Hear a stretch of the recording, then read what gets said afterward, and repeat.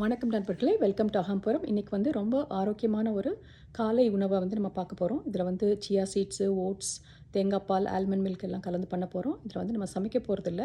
இந்த மாதிரி நீங்கள் டெய்லி காலையில் செஞ்சு சாப்பிட்டீங்கன்னா உடல் ஆரோக்கியத்திற்கும் நல்லது. அதே மாதிரி வெயிட் மேனேஜ்மெண்ட்டுக்கும், உடல் எடையை குறைக்கணும்னு விரும்புனீங்கன்னா இதை நீங்கள் சாப்பிட்டா ரொம்ப நல்லது.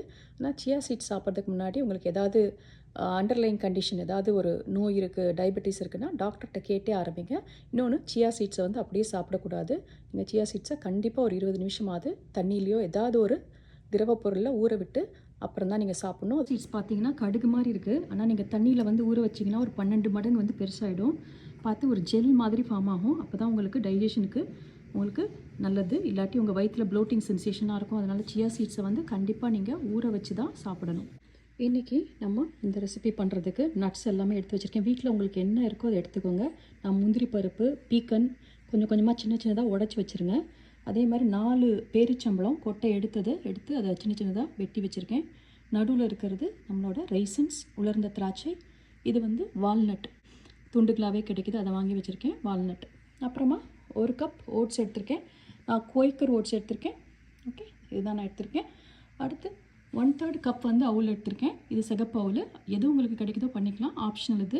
அதே மாதிரி ஒரு 1/2 கப் வந்து சியா சீட்ஸ் எடுத்திருக்கேன். நான் இன்றைக்கி இது எல்லாத்தையும் ஊற வைக்கிறதுக்கு இன்றைக்கி தேங்காய் பால் ப்ளஸ் ஆல்மண்ட் மில்க் பிளெண்ட் எடுத்திருக்கேன். இதுலேயே பார்த்தீங்கன்னா வெனிலா எசன்ஸ் இருக்குது. அப்படி இல்லைன்னா நீங்கள் தனியாக வந்து 2 துளி வெனிலா எசன்ஸ் எடுத்து போட்டுக்கோங்க. அது ஃப்ளேவர் நல்லா கொடுக்கும், உங்களுக்கு சாப்பிட்றதுக்கே ரொம்ப ஆசையாக இருக்கும். இதை எடுத்து போடுவோம்.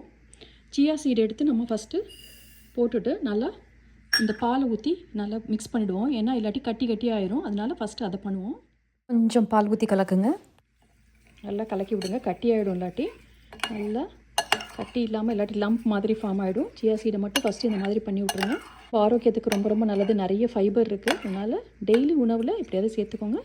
ரொம்ப அடுத்து எல்லா நட்ஸு, ட்ரை ஃப்ரூட்டு எல்லாத்தையுமே இதில் போட்டுடலாம். அப்புறம் நம்ம ஓட்ஸு, அவுல் எல்லாத்தையுமே போட்டுடலாம். போட்டு எல்லாம் கொஞ்சம் நிறையவே பால் ஊற்றணும். ஏன்னா சியா சீட்ஸ் வந்து நிறைய பாலை வந்து உறிஞ்சிக்க போகுது. அதனால் கொஞ்சம் கூடுதலாகவே ஊற்றுறோம். அதே மாதிரி நீங்கள் எந்த பாலையும் பயன்படுத்திக்கலாம். எல்லாம் மூழ்கிற அளவுக்கு நல்லா பாலை ஊற்றி கலக்கி விடுங்க. நான் ஒரு 4 வேளைக்கு சேர்த்து பண்ணி வச்சுட்டு நான் ஃப்ரிட்ஜில் வச்சுட்டு எப்போ வேணுமோ அப்போ எடுத்துப்பேன். காலையில் நீங்கள் பழங்கள்லாம் போட்டு அது மேலே போட்டு சாப்பிட்லாம். 15 நிமிஷம் கழித்து சியா சீட்ஸ்லாம் எப்படி உப்பி வந்திருக்குன்னு பாருங்கள். நிறைய இந்த பால்லாம் நல்லா உறிஞ்சிருச்சு. நான் ஓட்ஸ் வந்து அவ்வளோவா ஊறலை, நான் லேசாக வாயில் வச்சு பார்த்தேன்.